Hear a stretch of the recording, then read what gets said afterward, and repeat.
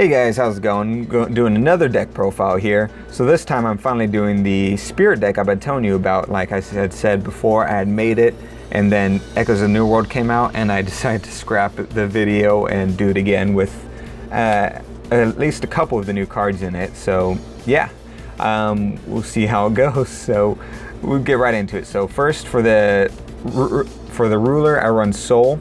So the reason I run him is both, you'll see there's ancient magic that's used in this deck, so having him produce the ancient magic is extremely helpful, especially having the option of red and blue, as you'll see.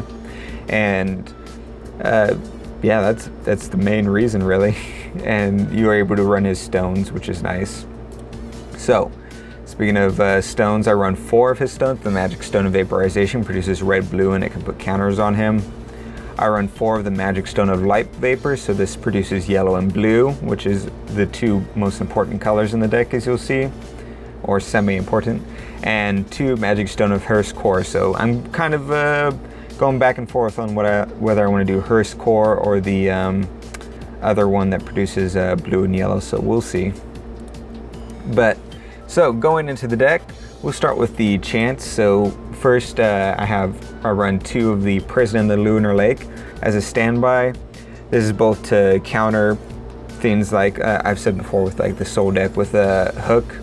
If you lose your stones, it's extremely painful in this deck, but also having Resonators bounce back, because there are some pretty high cost Resonators in this deck that once you want out there, you kind of want to stay out there for the most part, especially during certain combos and stuff like that, but it's always just good to cancel stuff.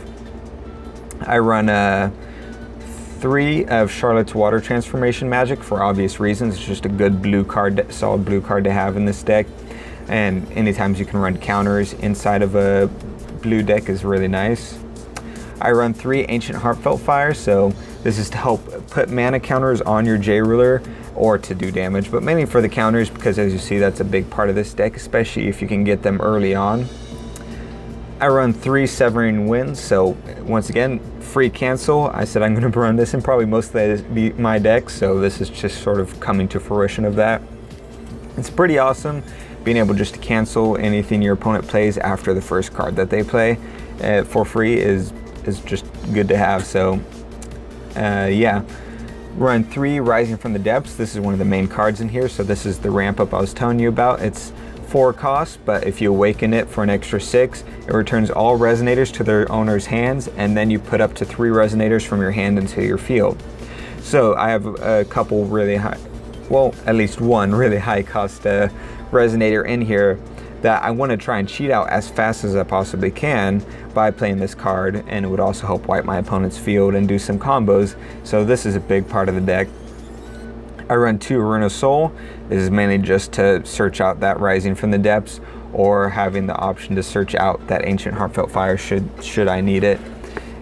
I can, if I have, say, Rising from the Depths in my hand, but I know I won't have enough mana to play it, coming into my turn, I can spend 2 actual will to play Runa Soul Quick Cast before I untap, to search for the Ancient Heartfelt Fire, untap, play it, put 3 counters on there to hopefully get the amount I need.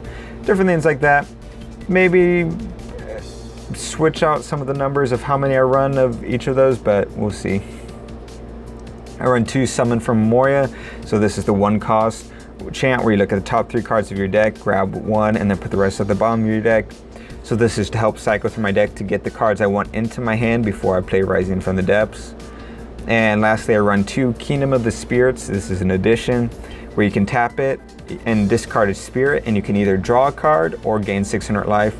So this helps put spirits into the graveyard for the main combo of this deck, and also helps to cycle through things because certain spirits you may not need just because of certain quantities you run. So it's good to discard them to draw cards and help populate your hand, or to gain the life if you really need it, although at that point you might be in a little bit of trouble. So mainly for the drawing cards. So into the Resonators, I run 3 Will-O-Wisp. I really like this card. It's a 2 cost 100 with Barrier, so it can't be destroyed by chance, which is nice. And when it enters your field, you draw a card. So it adds that draw power that I was talking about that you need inside of this deck. And whenever it's dealt damage, you gain that much life. So even though it's 100 and won't be able to kill anything, if you block their 1,000 Resonator, you suddenly are gaining 1,000 life. And you're able to probably bring it back at some point to draw a card and do that whole thing all over again. I run 3 Almerius, Summoner of Spirits. So this is one of the main cards in this deck and what combos off of the Rising of the Depths, and one of the main reasons I run it. So she's a 5 cost 1,000, 6 sages with flying. And when she enters your field, you force roll. And whatever number that rolls, you can grab however many spirits you want, whose total cost equals that or less. So say you roll 6, you can either get a 6 cost spirit from your graveyard and put it into your field, or you can get 3 2 cost spirits or 6 1 cost spirits. Any combo you want, as long as it equals 6 total at the end of the day. Put it into your field, and she has the passive effect of whenever a spirit enters your field, you gain 400 life. So say you have Rising from the Depths and you have 2 of those in your hand. You put them both on, you do 2 force rolls, say you get rolled a 4 and a 2, you get a total of 6 cost spirits. So you grabbed 4 total spirits, suddenly you've gained 1,600 life, and you've populated your field with a total of 6 Resonators who all have different enter effects, different abilities that happen. So it's really awesome if you're able to get it off. I run 3 Catalyst Spirit, so she's a 2 cost 6/6 spirit, and she has the ability you can banish her to put 2 counters on your J ruler. So this is twofold. It's nice because not only do you, when you banish her, do you get the 2 counters to help with that ramp up, but also you get her into the graveyard to work off of Almerius without actually like sacrificing her with little to no effect. She's actually doing things to get to that graveyard. Next I run 3 Runa Commander Demon Akiot, so this is just to go with the J ruler, so when you J activate you can get the full 10 counters to once again help with that ramp up, and that's really all he's there for. I run 3 Undine, Spirit of Water. She's kind of cool. She's a 2 cost 4/4 spirit, and when she enters your field you can bounce a Resonator your opponent controls with total cost less than or equal to the number of magic water magic stones you control.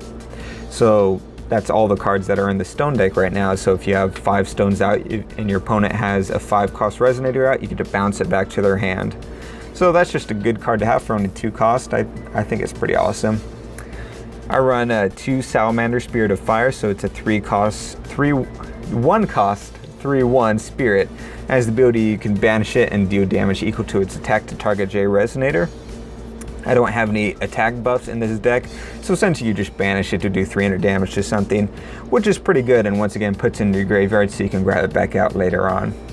The last Resonator run, I just realized for whatever reason I forgot a chant that was in here. It's because it's mislabeled. Don't worry about it. There's a chant, I'll get to it, but the last Resonator I run is Spirit of Protection. So this is a 3 cost 8/8 spirit. And whenever it blocks, you get to recover it, and it gains +2/+2 till end of turn. So I think that's a lot of fun because it's an 8 cost, so you block, it becomes 1,000, block becomes 12, so on and so forth. If perchance after the second or third block it dies, there's a good chance you can bring it back out with Almerius. So pretty cool to have. I really like it. And the last card I run is it's a chant. I run 2 Truth of Time. So this is one of the new ones. It's 1 cost, draw a card, and it's an ancient magic, so you can pay it with Soul's ability. And if you have 6 stones out, you unlock its seal, which is draw a card. So now for 1 cost, you get to draw 2 cards. So once again, it helps cycle through your deck, grab what you need, and so you can get going as quickly as possible. And so yeah, so like I said, the basic idea of the deck is to ramp up as quick as possible, grab Rising from the Depths, play it, put all Almerius out, roll, and bring all the spirits out, and hopefully do some damage. Probably, and unfortunately there's nothing to shuffle the deck anymore since that card was banned. So I should probably look into figuring out ways to do backup stuff. Right now, the main backup I have in case the combo doesn't work is just simply J activating and swinging with that. So I'm working on different ways to do backup ways to win in case the combo fails, if they kill your stuff or cancel it right away. But at the moment it's pretty fun, especially when the combo does get off, and we'll probably have some gameplay videos showing that off. But in the meantime, I hope you guys can sort of look at this. Maybe you guys can figure out some ideas I didn't think of to make these spirits really work. But yeah, for now this is a lot of fun, so let me know what you guys think.